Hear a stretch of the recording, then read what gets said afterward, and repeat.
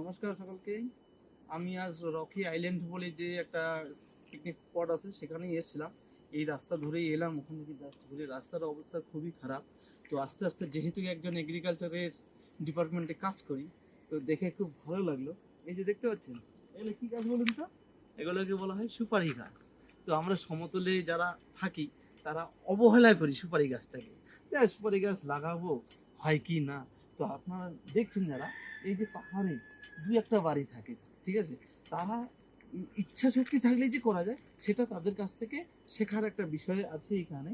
তো এই যে দেখুন, সুপারি গাছ, কত সুন্দর সুপারি গাছ, এবং প্রত্যেকটা সুপারি গাছ মিনিমাম 100 ফিট হাইট হবে।